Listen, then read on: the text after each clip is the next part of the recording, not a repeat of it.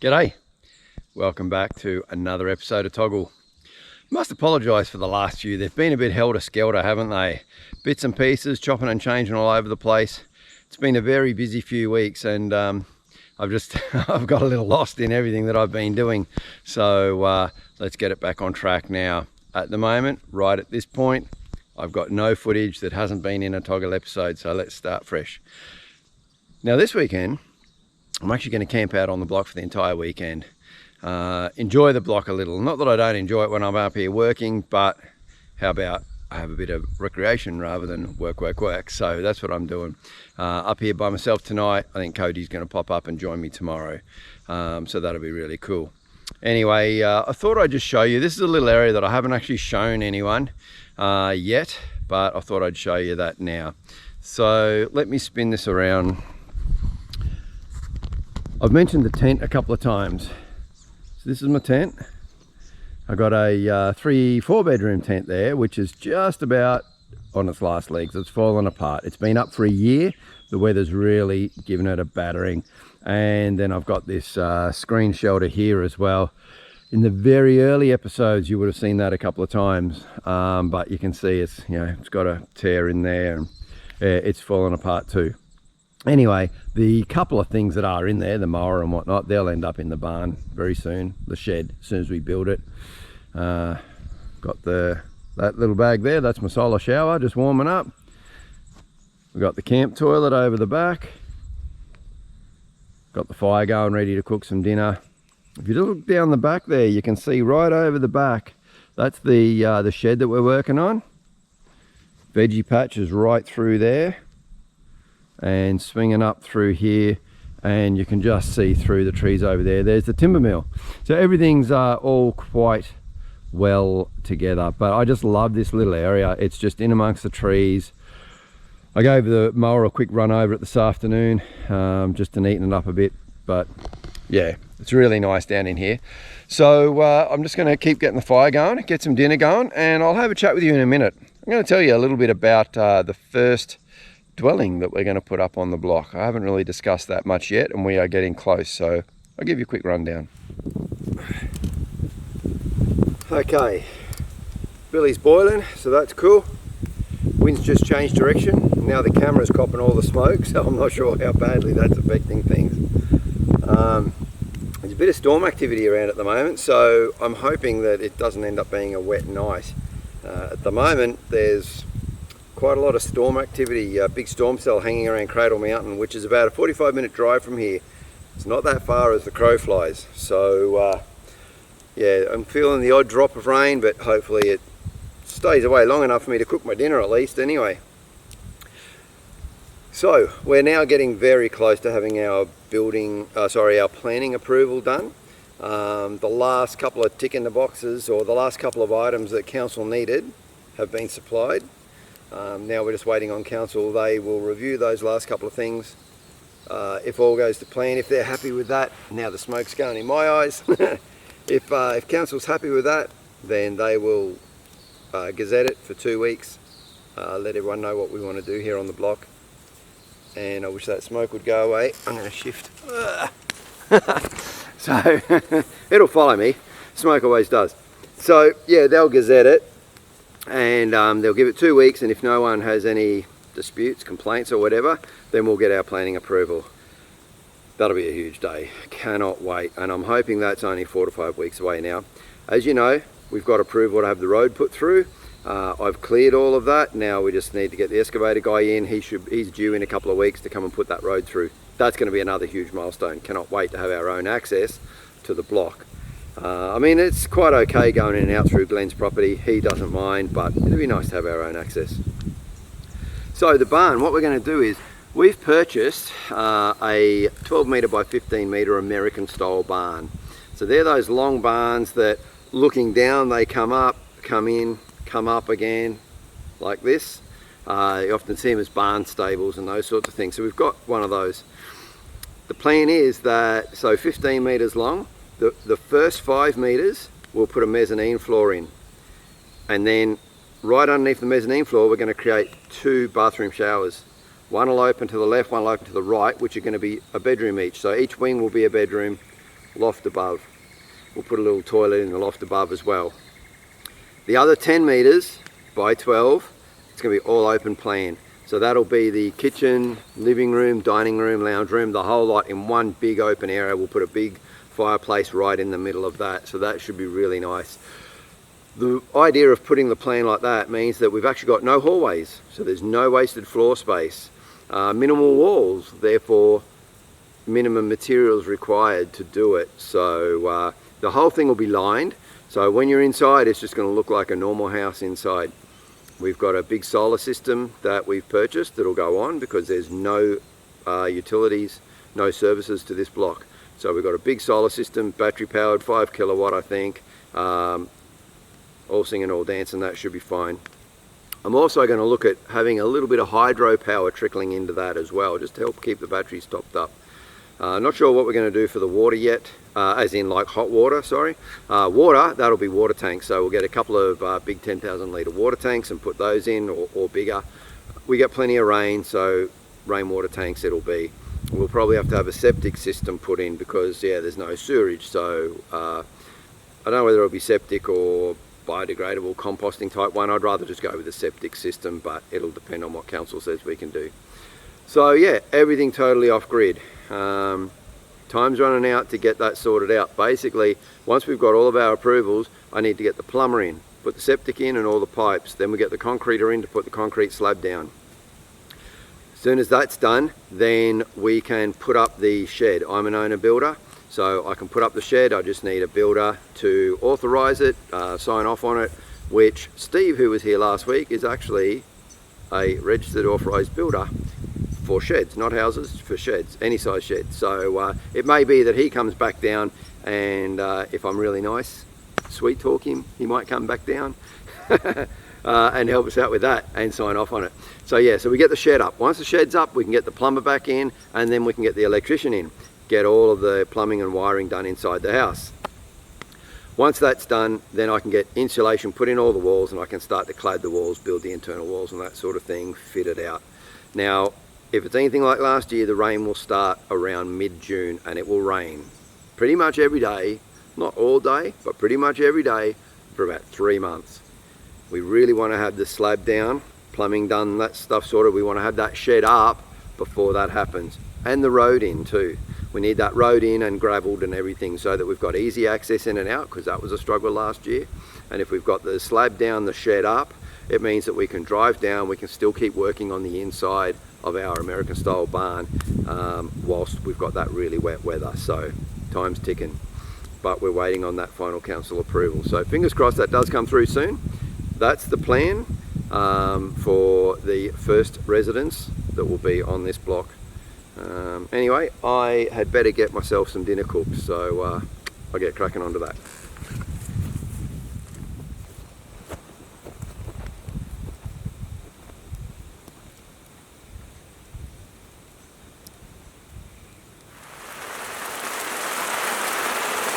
Well, that rain came in, and looks like I'm cooking on the little stove underneath the awning. That's alright.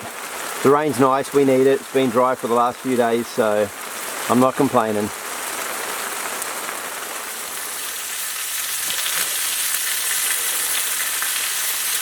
Cheers.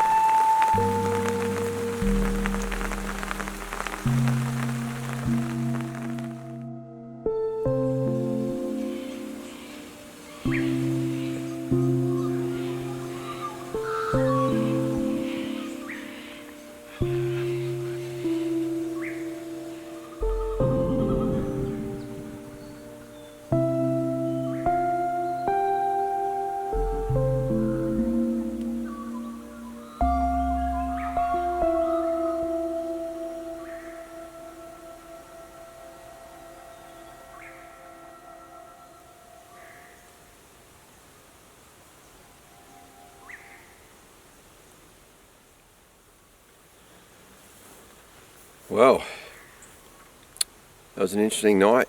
We got a lot of rain. It rained pretty much all night. Most of the time just a nice steady rain, but sometimes it did get reasonably heavy. Tent held up well, thankfully, so that was good. Although it was about 1 o'clock in the morning, and I thought I could hear someone out shooting off in the distance. Just like bang, bang, bang, bang, bang. I'm like, when I listened closely, that really didn't sound like gunfire, and then I realised what it was. And it was one of the big blackwoods up the back here. I'm not sure which one. It was cracking. I thought, Jesus, one of these trees is going to come down. It was that same crack, crack, crack as a tree is starting to go over. So I raced out of the tent with the torch, swung up around the back to have a look. See if I could work out which one it was. I'm pretty sure it was not one of the close ones. I think it was sorry, I think it was one of the smaller ones up the back. Oh, it could have been just a branch out of one of the bigger ones. But anyway, it went on for maybe a minute or so, this cracking, and then it stopped. So I kept an eye on it, as in like kept an ear out, nothing more. So yeah, but I was like, I hope one of those trees doesn't come down. Anyway, looks like it's going to be a really nice day today. So just made a coffee. I'm going to cook up some breakfast, and then I'll be heading off down to the river, go and do a bit of fishing. I think the camera's on a bit of a lean. We'll see. Alrighty, I need to get some brekkie cooked.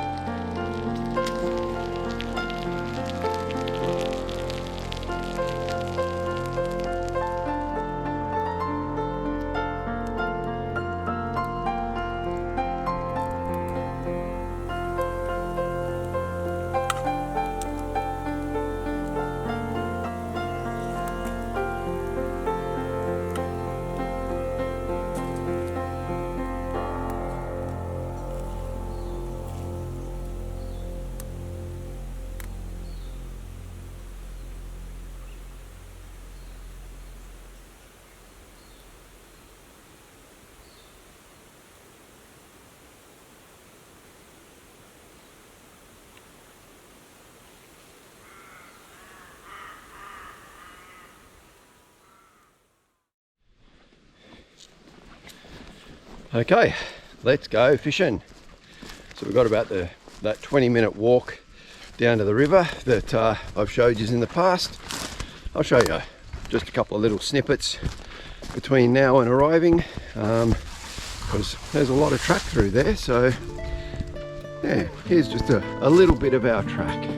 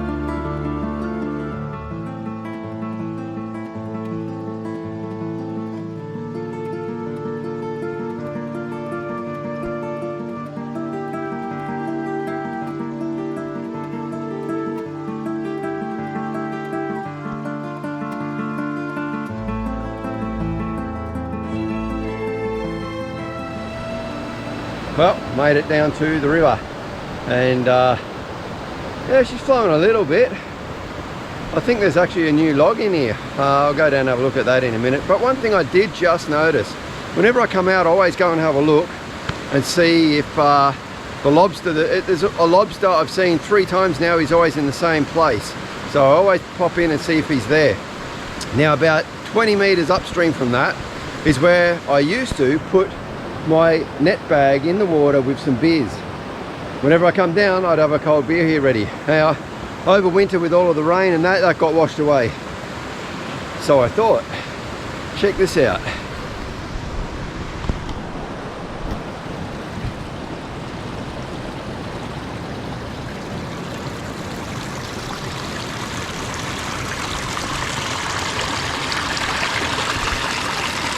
Just down in there. There is the bag. So, I wonder if I'm lucky enough that there might still be a beer in it. Let's go have a look. Now she's looking pretty old.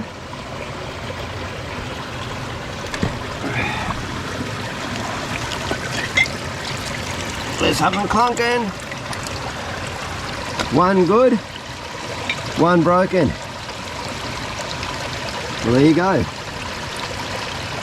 Don't know how good the beer will be in it. As I went to lift the bag out, I nearly lost the full beer. Obviously, as this broken bottle has been bouncing around. Actually, it's not a broken bottle. Oh yeah, the top's broken a little bit. The cap come off, but that's still basically whole. So that's good, no glass. But yeah, just all that bouncing around has just worn a hole through that net.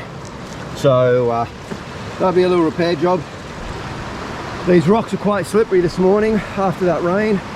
So until the sun gets on them and dries them out, I'm going to have to be a little bit careful.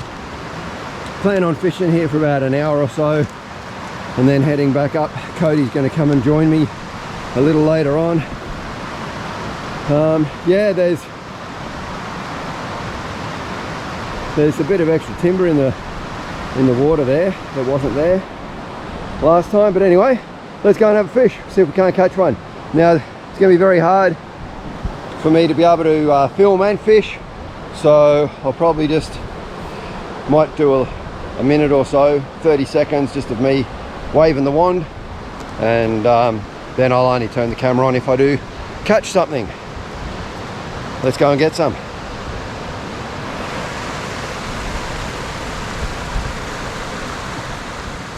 Okay, I've propped the GoPro up in a tree there. I'm not sure how much you'll be able to see. I'm going to head down and just fish the little hole behind me. I'm using a grasshopper pattern because there's a lot of hoppers around at the moment. So just a little grasshopper, and we'll see if we can't get something out of this little hole down the back here.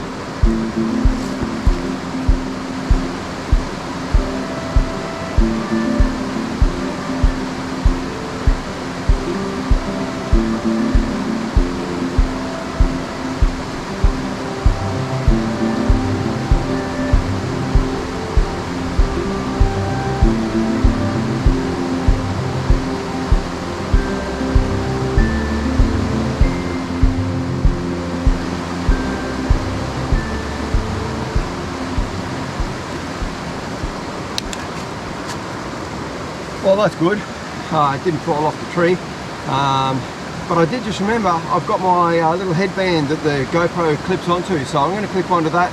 Then I'm going to head down and fish some of this bigger area. There was nothing in that hole, it was just my little hole, so either nothing in there or I just wasn't interested in the hopper pattern.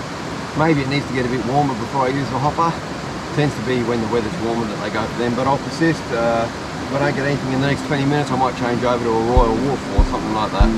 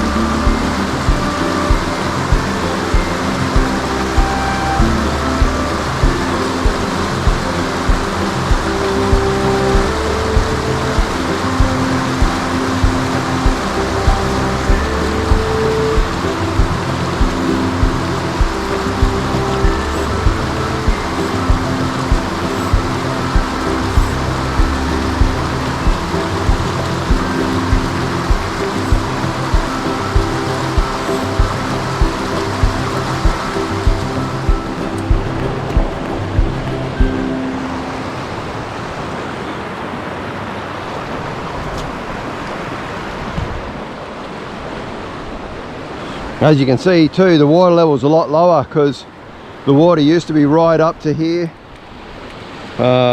which means that log was totally covered. So yeah, water's a lot lower even after that bit of rain last night.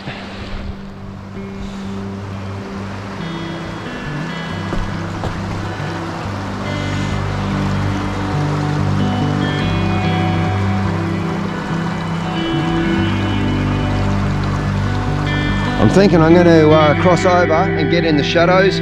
If I'm up here with the sunlight on me, the fish will see me easier than if I'm in the shadows. So best I be over there.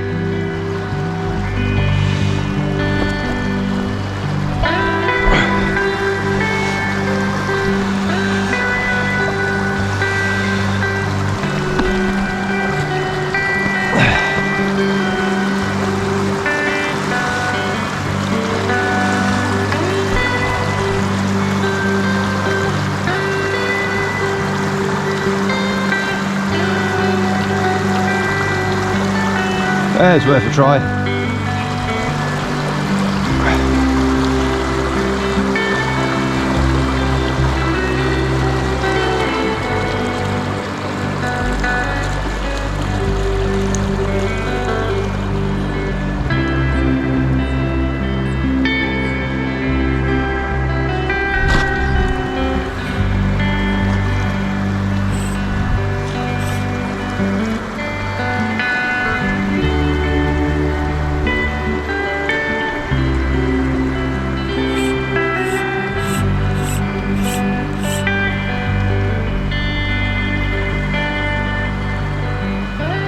Funny thing is with the trout, sometimes you've got to have that fly go right past their nose before they'll eat it. So it is worth popping it in with the same bit of water a few times. And sometimes they'll just strike it on the third or fourth go out of aggression too.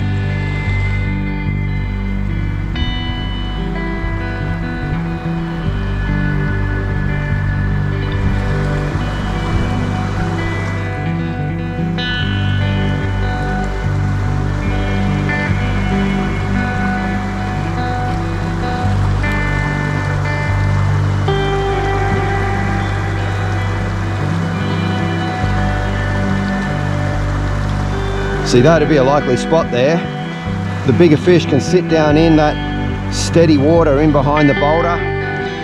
Water rushes past carrying food. They can just sit out of the current. When they see some food, they pop up, grab it, come back in. They're the sorts of areas that you'd be looking at. Especially here, you've got a calm spot right in the middle. 2 feed lanes coming through.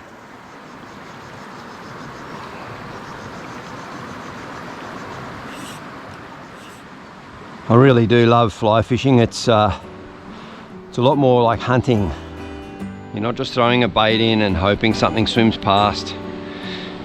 You're stalking, covering river, thinking actively where might the fish be, dropping the fly in those areas. Often trying to keep yourself concealed so that you see the fish before they see you.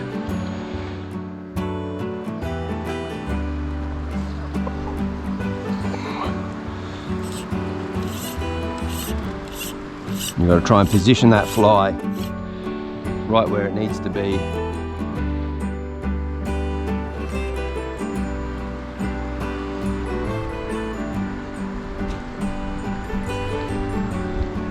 Very shallow in this area here. There's a lot of silt has built up in here this winter.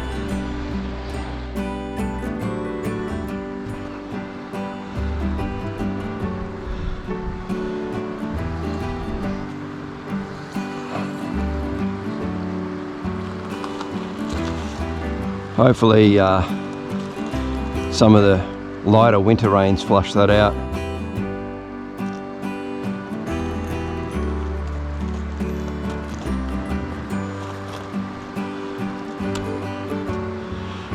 That fly is drifting right along the edge of the deep water there. And I just saw a trout. I don't know whether you guys would have seen that. It swam across the sandbank in the sun right underneath my fishing line. Only a small one.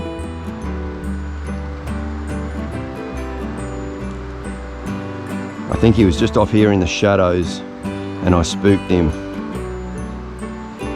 There's a little waterfall flowing in over there. Look at the wood pile too. Big wood jam. Shows you how high that water floods down in here to push timber up that high.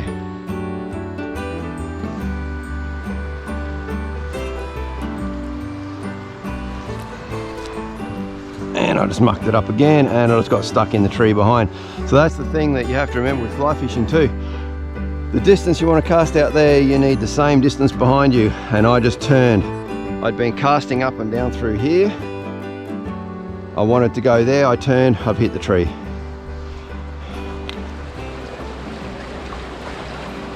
Well, this is on the other side of the big pool that I walked down to, just downstream a little. Now I've showed you this before on the drone.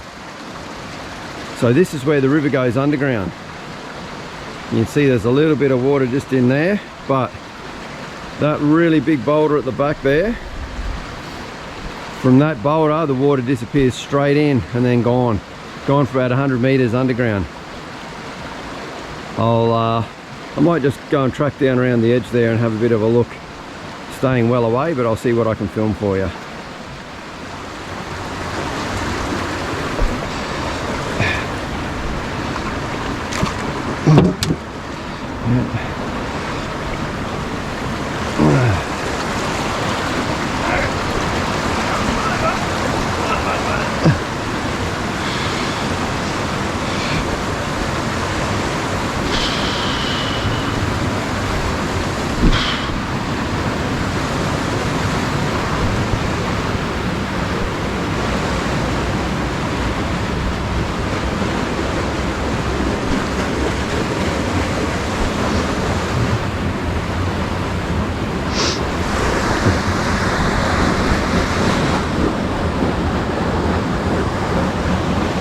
Okay, water level's a lot lower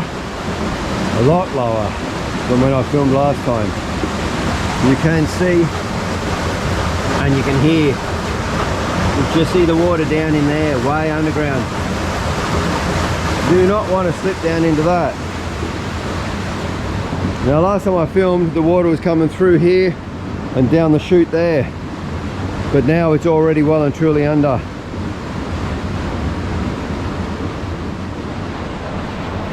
Okay, last bit. I'm not sure if you can tell. There is water rushing down through there. You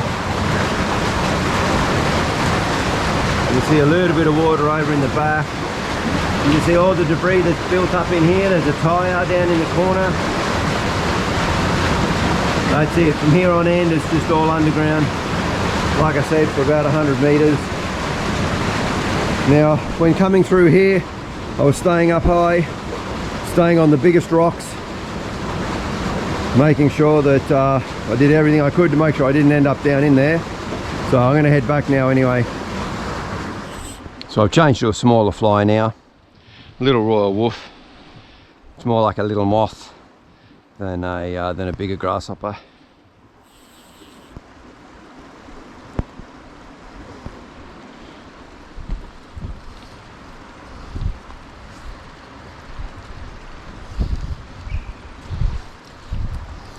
Bugger. I thought I was all clear behind me. One branch. It's always the way, just one branch. Now I've got to try and get that out.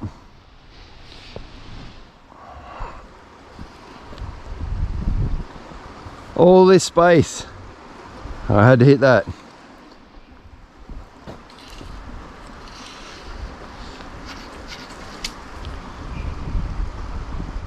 And lost the fly. Well, I decided that if I had to change flies, I might as well go to a wet fly, and that's one that will sink, because I haven't seen any activity on the surface of the water this morning, so maybe the fish are feeding deeper.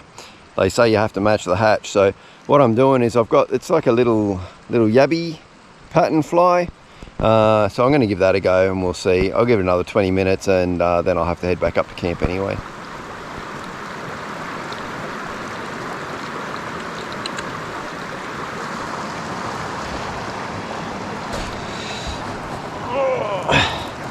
Part of an old shoe. So much rubbish comes down through here. tyres and wire, all sorts of things. Alright, another couple of casts and then I think we'll call it. Very quiet this morning.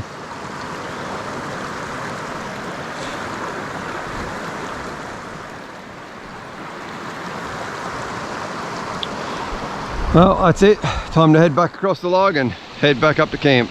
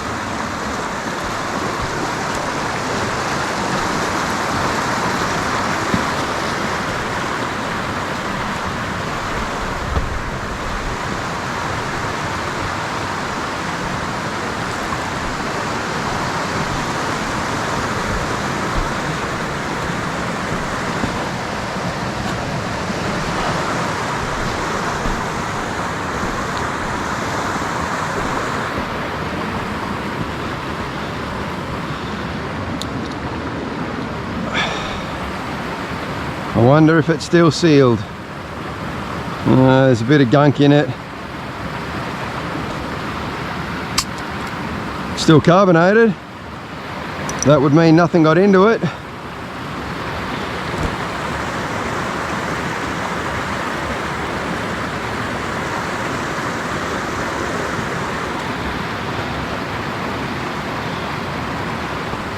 Let's see.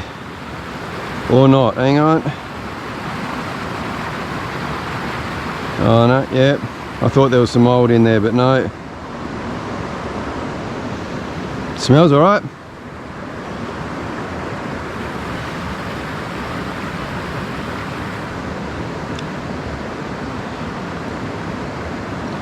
Yeah, still tastes alright, but there's a lot of floaties in the bottom, so I think I'll tip this one out.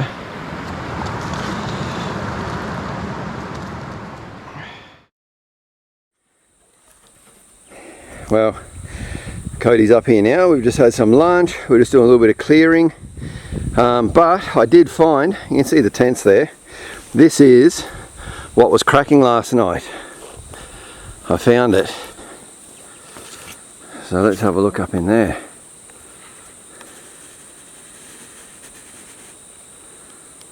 You can see that how that's all split.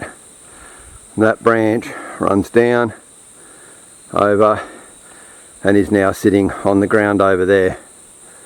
So yeah, that's what woke me up last night. That's what the cracking was that branch snapping off. Thankfully it wasn't a whole tree coming down.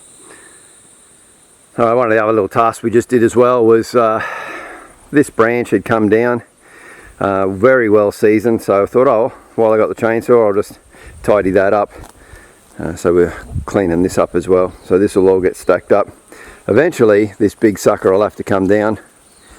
I mean, it's sitting there pretty well at the moment, but sooner or later that's going to come down. It's a nice archway at the moment. Probably not the safest though, so that's for another day. We're just going to stack this wood and then we're going to get to work on the shed down the back.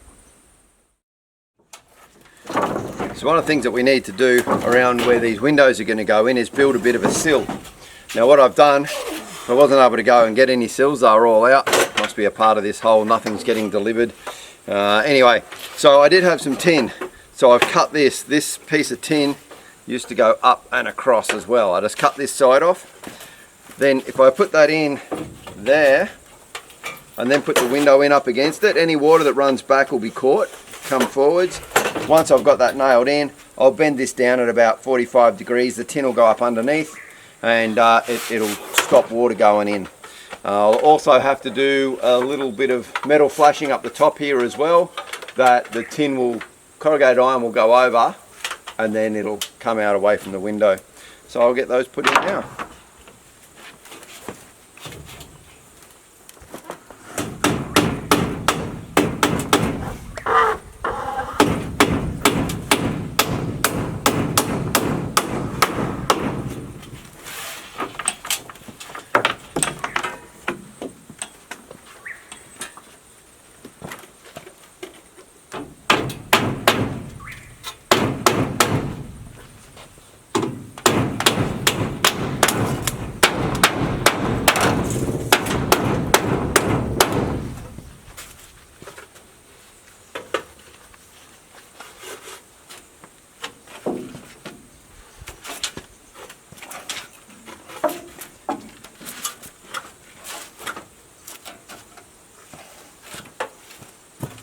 And that should work fine. So corrugated iron will go up in underneath that. Window goes in there.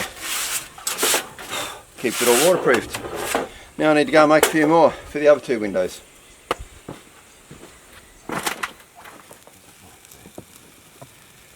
Well, we got a little bit more done on the shed. Not as much as we thought we would get done. We just had a few little things to fix up. Anyway, we're ready for a nice clean run tomorrow.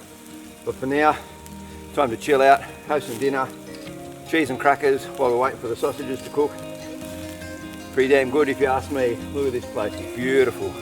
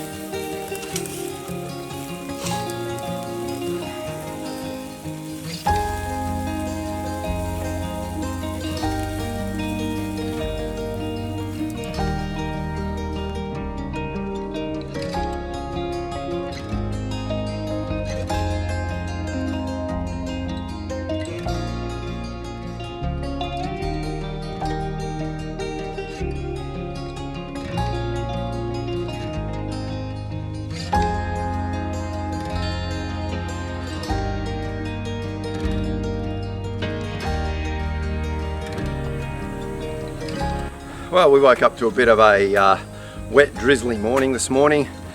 It's quite humid now though, because it's warm, so very sticky. But as you can see behind us, we've managed to put the 3 windows in, so that's cool. First thing we did this morning though, was we went and picked up, I'll show you in a second, a roller door, 3.1 meter roller door.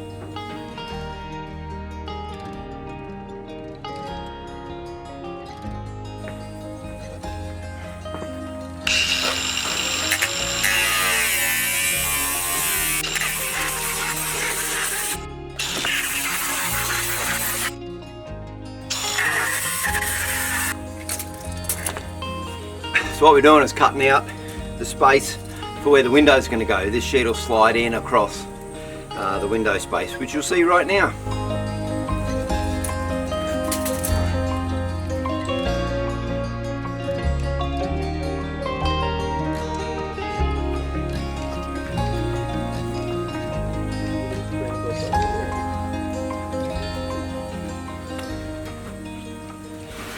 Not sure if this will show without being blurry, but little frog.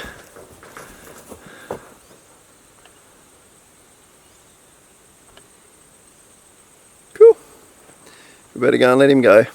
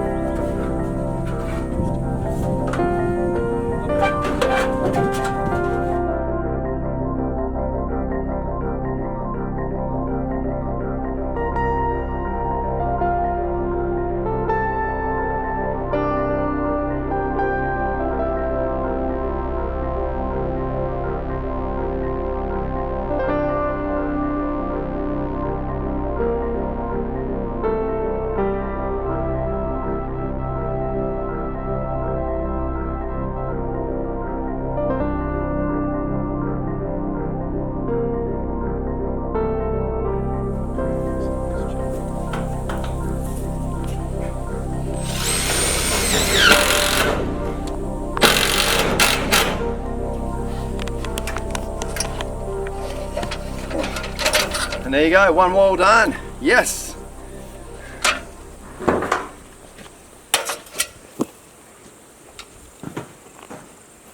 One whole wall.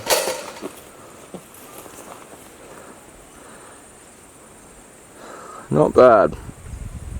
All right, well, we're going to call it a day now. It's so hot and muggy, there's big storm clouds building. So yeah, we'll sit down, take a breather for 5 minutes, pack up, and then we're going to head back home. So I'm going to wrap this video up right here too. So I hope you've enjoyed this one. A few different things in there as usual, try and keep it interesting for you. But yeah, we'll come back for the next episode. We'll get the back wall, the side wall done, and we might even get that garage door hung, the roller door, we'll see. Anyway, till then, have a great weekend, stay safe. I'll catch you next week. Cheers.